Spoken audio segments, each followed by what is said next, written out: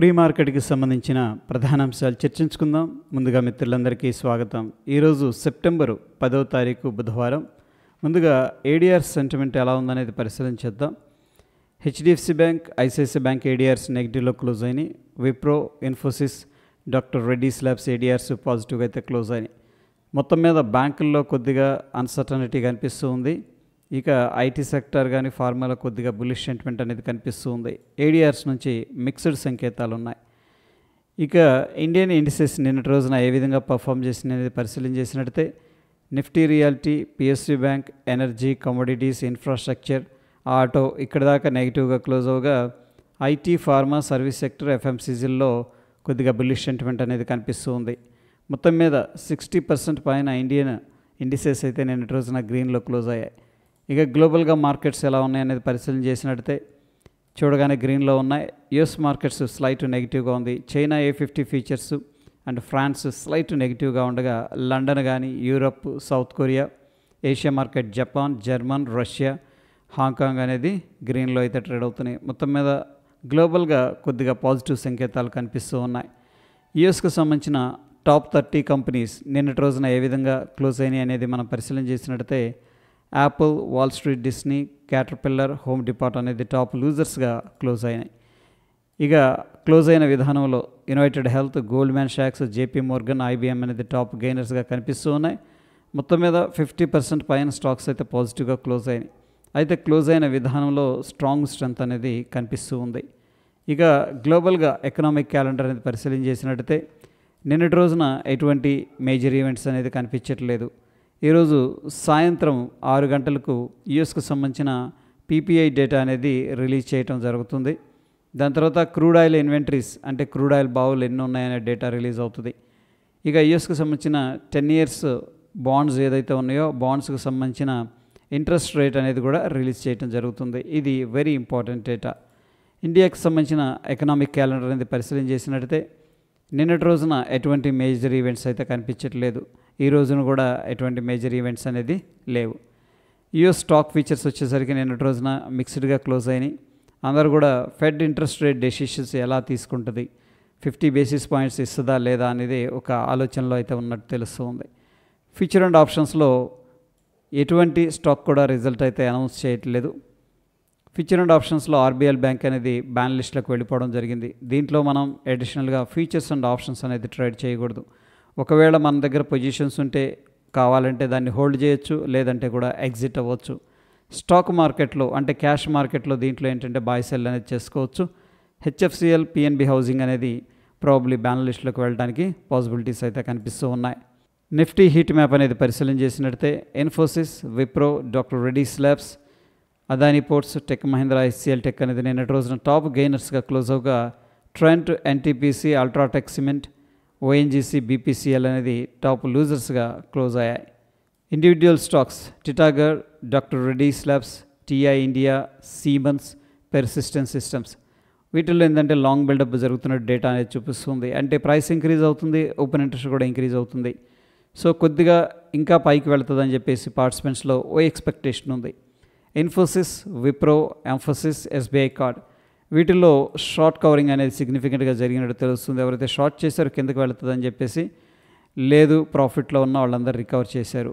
Paytm, delivery, supreme industries, IGL, Trent వీటిల్లో సిగ్నిఫికెంట్గా short buildup అనేది జరుగుతున్నట్టు డేటా చూపిస్తుంది. అంటే ఇంకొంచెం కిందకి వెళ్తుందని చెప్పేసి పార్టిసిపెంట్లో ఓ ఎక్స్పెక్టేషన్ ఉంది. ఫ్యూచర్స్లో బిల్డప్ ఏ విధంగా ఉందనేది మనం పరిశీలన చేసినట్టయితే based on the price open interest interpretation ప్రకారం లాంగ్ సైడ్ 47% చూపిస్తుంది, షార్ట్ సైడ్ 43% చూపిస్తుంది. సో ఈ టైం మాత్రం మనకు ఒక బ్యాలెన్స్డ్ స్టేట్లో మార్కెట్ని చూస్తున్నారని చెప్పేసి అర్థం చేసుకోవచ్చు. ఎందుకంటే ఈక్వల్గా షార్ట్స్ అండ్ లాంగ్స్ అనేది ఉన్నాయి. ఇక నిఫ్టీ ఈ యొక్క ఫ్యూచర్ చార్ట్ అనేది మనం పరిశీలన చేస్తూ వస్తూ ఉన్నాం. నిన్నటి రోజున స్లైట్ గ్రీన్లో క్లోజ్ అయింది. Based on the price open interest interpretation ఏం చెప్తుందంటే లాంగ్ బిల్డప్ అనేది జరుగుతున్నట్టు చెప్తూ ఉంది. అంటే కొద్దిగా పైకి వెళుతుందని చెప్పేసి పార్టిసిపెంట్స్లో ఓ ఎక్స్పెక్టేషన్ ఉంది. ఈరోజు ఎటువంటి ఇండెక్స్లో కూడా ఎక్స్పైరీ అయితే లేదు.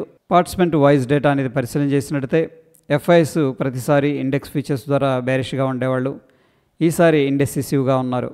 స్టాక్ ఫీచర్స్ ద్వారా బులిష్గా ఉన్నారు, ఇండెక్స్ ఆప్షన్స్ ద్వారా మీడియం బేరిష్గా ఉన్నారు. స్టాక్స్లోనేమో కొద్దిగా బులిష్గా ఉన్నారు. ఇక ప్రొపరేటరీ విషయానికి వచ్చేసరికి పెద్దగా యాక్టివ్గా లేరు.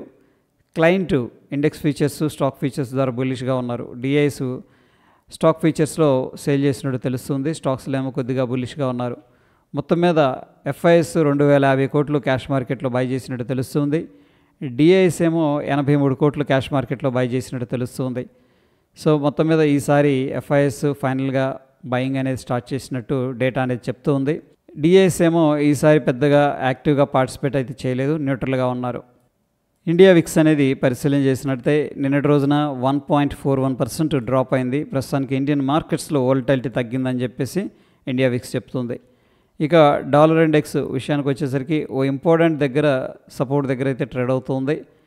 డౌ జోన్స్ ఇండస్ట్రియల్ యావరేజ్ ఫ్యూచర్స్ అనేది మనం తీసుకున్నట్టయితే నిన్నటి రోజునైతే బులిష్గానే క్లోజ్ అయింది.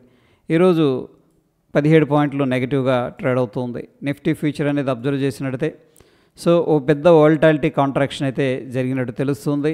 ఇమీడియట్గా మనకున్న రెసిస్టెన్స్ 24,999 అంటే 25,000 అని చెప్పేసి చెప్పుకోవచ్చు.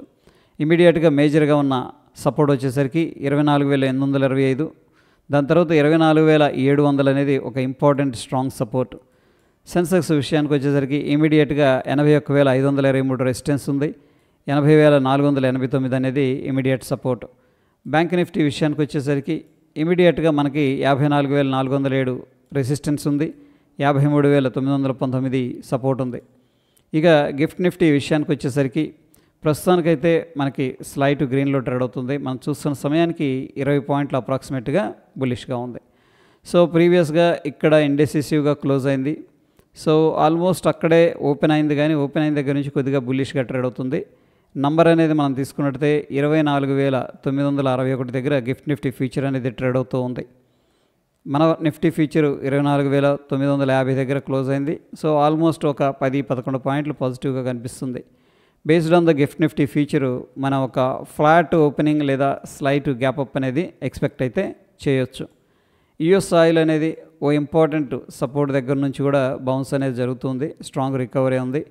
ఎనీహౌ ఈరోజు క్రూడ్ ఆయిల్ ఇన్వెంటరీ డేటా అనేది రావడం జరుగుతుంది. దాన్ని బట్టి కూడా క్రూడ్ ఆయిల్ ప్రైసెస్ అనేది ఫ్లక్చువేట్ అవ్వడానికి ప్రాబబిలిటీ ఉంటుంది. ఇక గోల్డ్ అయితే ఆల్ టైమ్ హైలో ఉంది.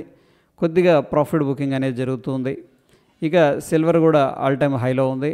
ఎనీహౌ మనం చూడాల్సిన ఇంపార్టెంట్ సపోర్ట్ వచ్చేసరికి 40.40 లెవెల్స్ అనేది మనం ట్రాక్ చేయాలి. న్యాచురల్ గ్యాస్ కూడా ఒక సిగ్నిఫికెంట్ బౌన్స్ అనేది కనబరిచింది. కొద్దిగా ప్రాఫిట్ బుకింగ్లో ఉంది. ఇక బిట్కాయిన్ ప్రీవియస్ రెసిస్టెన్స్ దగ్గర నుంచి కూడా రిజెక్షన్ అనేది జరిగి కిందకి వెళుతూ ఉంది. Individual stocks Kotak bank, Vikram solar, బాలు జెట్ health care, Sun Pharma, HEG, Sterling and Wilson, Mamata machinery, Bikaji food అనేది న్యూస్లో ఉన్నాయి. వీటిల్లో మనం స్ట్రాంగ్ మొమెంటం అనేది ఎక్స్పెక్ట్ చేయొచ్చు. ఈ యొక్క లింక్ అనేది నేను టెలిగ్రామ్లో షేర్ చేస్తాను. అక్కడ నుంచి యాక్సెస్ చేసి దీనికి సంబంధించిన ఇన్ఫర్మేషన్ ఒకసారి చదవండి.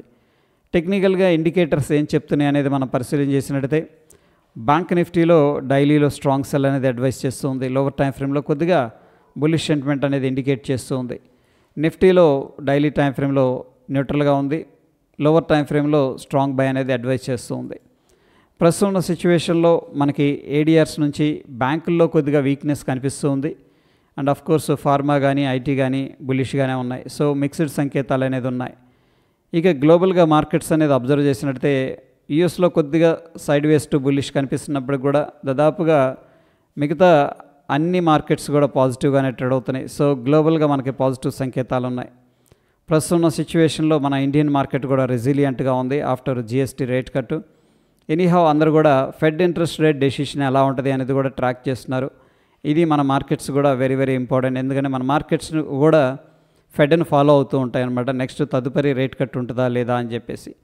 ఎనీహౌ ప్రస్తుతం సిచ్యువేషన్లో ఇంపార్టెంట్ లెవెల్ 24,700 మనం కన్సిడర్ చేసుకోవచ్చు. ఎవ్రీ డిప్ కూడా ఒక బాయింగ్ ఆపర్చునిటీ లాగైతే ప్లాన్ చేసుకోవచ్చు. ఇది ప్రీ మార్కెట్కి సంబంధించిన అప్డేట్ ఫ్రెండ్స్. ఎటువంటి క్రిటికల్ అప్డేట్స్ ఉన్నా సరే టెలిగ్రామ్లో షేర్ చేస్తాను. వీడియో ఇన్ఫర్మేటివ్గా అనిపిస్తే తప్పకుండా లైక్ చేసి మీ యొక్క సపోర్ట్ అనేది తెలియజేయండి. కొత్త వాళ్ళు మన ఛానల్ చూస్తూ ఉన్నట్టయితే కంటెంట్ అనేది చూడండి. నచ్చితే తప్పకుండా సబ్స్క్రైబ్ చేసుకోండి. మరొక ఇంట్రెస్టింగ్ ఎపిసోడ్లో మళ్ళీ కలుసుకుందాం. Stay tune. ధన్యవాదాలు.